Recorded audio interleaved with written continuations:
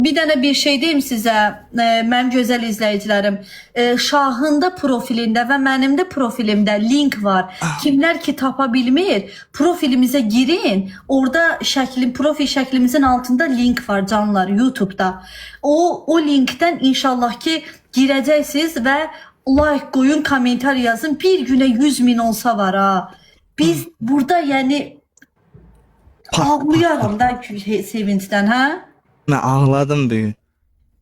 Niye? Çünkü ben gözlemedim de ötkende kelgen şikayet YouTube'umda var idi. Ben oyladım ki bu klip gitmese gerek dedim de. Sonra saldım. Birazdan sonra girsem 30.000 prosmotra. Ağladım da. Yo öyle şey eləmə.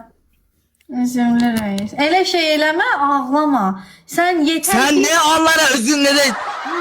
Ben söylemedim lan, burada yazdılar onları. Yalan söyleme lan. Hepsi bana gelip bana önce yazdı üzümlü reis.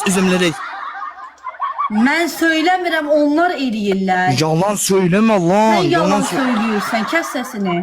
Başını kesse de yalan söyleme lan. Allah eləməsin, ayıb oğar.